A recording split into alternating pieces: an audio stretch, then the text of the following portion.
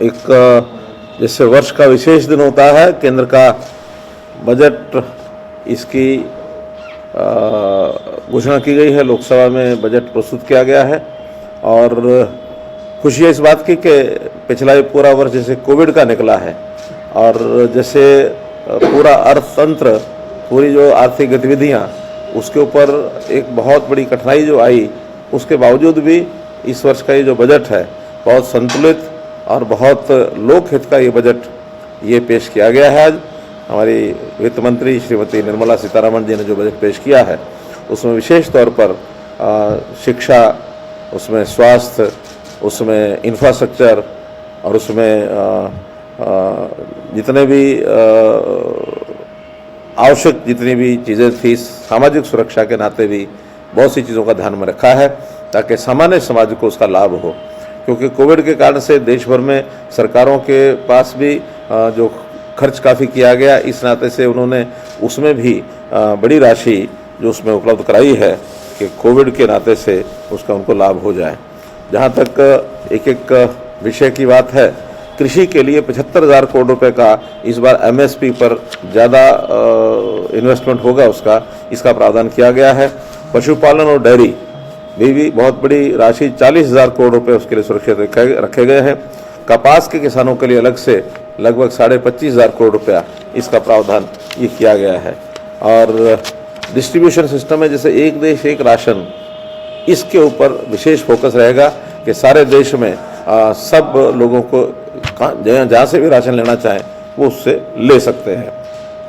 अगर मैं शिक्षा की बात करूं तो इसमें हायर एजुकेशन के लिए एक अलग से कमीशन गठन करने का जो फैसला किया है, इससे मुझे लगता है कि जैसा विषय आता भी शिक्षा के ऊपर जो लोग पढ़े लिखे, शिक्षित और अनुभवी लोग हैं, उनके माध्यम से शिक्षा का प्रसार होना चाहिए और इससे राजनीति से ऊपर उठ करके और हम लोगों को ये शिक्षा के काम में काम करना चाहिए। तो हायर एजुकेशन कमीशन का जो गठन होगा ये इसके लिए बहुत सार्थक होगा। नेशनल रिसर्च फाउंडेशन के लिए 50,000 करोड़ रुपए की राशि रखी गई है और ये भी एक बड़ा एक कदम है। सामान्य शिक्षा में 758 एकलव्य स्कूल ये खोले जाएंगे और जिसमें विशेष उसके ऊपर फोकस रहेगा। 15,000 सरकारी स्कूल हैं, उनका स्तर बढ़ाया जाएगा, अर्थात हायर एजुकेशन की तरफ उनको और आगे ले जाने की बात ये रहेगी। स्वास्थ्य के नाते से जो पिछला बजट था उसका 137% ये बजट बढ़ाया गया है, तो अपने आप में बहुत बड़ी वृद्धि है। कोरोना वैक्सीन के लिए 35,000 करोड़ रुपए का ये बजट का प्रावधान किया गया है।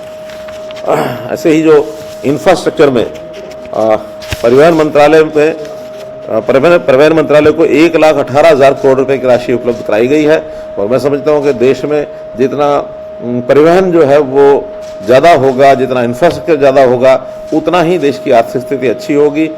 यानी नए इन्वेस्टर आएंगे, उद्योग लगेंगे और रोजगार ये उसके अंदर उनको पर्याप्त मात्रा में मिलेंगे।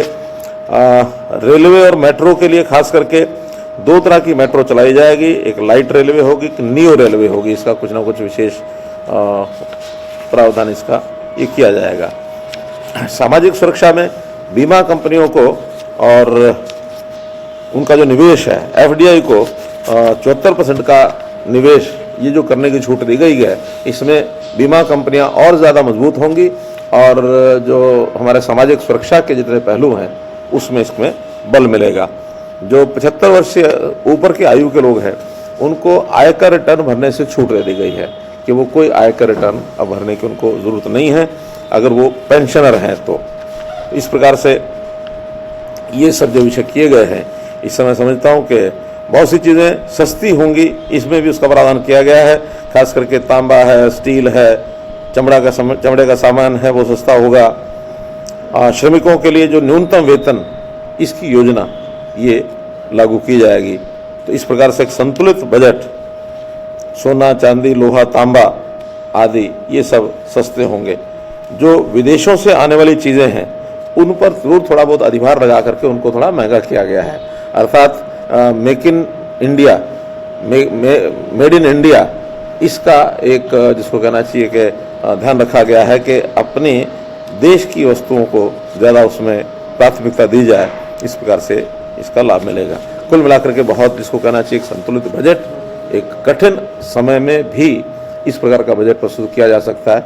बहुत एक प्रकार से एक संतुष्टि का यह बजट है। सीएम साहब, लेकिन petrol diesel all time high है और उस पर जिस तरह से कृषि सेस लगाया गया है, तो आपको लगता है आम आदमी पे भार पड़ेगा? नहीं पड़ेगा, क्योंकि स्पष्ट कर दिया गया भी कृषि सेस जो लगेगा उतना ही एक्साइज ड्यूटी उस पर कम की जाएगी।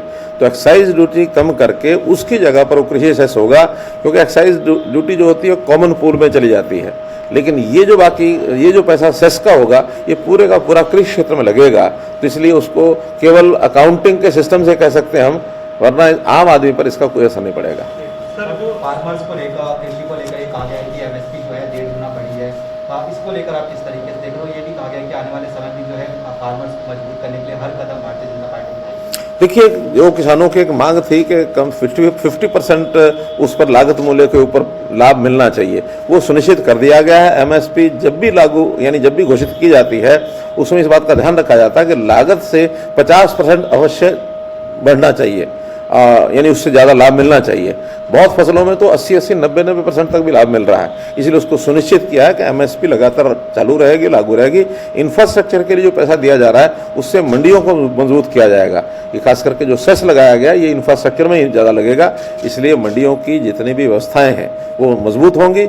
और ख़ास करके जो आज इस समय किसानों के जो नेताओं ने इस प्रकार का जो एक संशय फैलाया है कि मंडियाँ जो हैं वो समाप्त होंगी, खास करके मैं हरियाणा और पंजाब की बात तो कह सकता हूं कि हमने अपने प्रदेशों में पहले से ही मंडियों को मजबूत रखा हुआ, और ये सेस का अगर लाभ हमको मिलता है तो इससे और ज़्यादा मजबूती आएगी। सर, सरकारी कंपनियों के डिसइन्वेस्टमेंट को लेकर ऐसा लग रहा है कि सरकार और आगे बढ़ रही है, लेकिन विपक्ष का सवाल वही है कि फिर आप सारे सरकारी उपक्रम को बेच रहे हैं। ऐसा नहीं है, बहुत से ऐसे सरकारी उपक्रम होते हैं जिसके अंदर कोई लाभ नहीं होता, घाटे के सौदे हो जाते हैं। और क्योंकि बहुत पहले जिन विचारों को लेकर के ये सरकारी कंपनियां बनाई गई होंगी उस समय उसका हेतु कोई और रहा होगा। आज वो हेतु, चूँकि बहुत से उद्योग ऐसे हैं जिसमें प्राइवेट इन्वेस्टमेंट बहुत आ गई है, वो अच्छे प्रकार से उद्योग चल रहे हैं। सरकारी लेवल पर जो घाटे की चीज़ें हो जाती हैं उसका इन्वेस्टमेंट करना ही उचित रहता है, ताकि उसकी पूंजी को जो है बाकी जगह पर भी लगाया जा सके। धन्यवाद।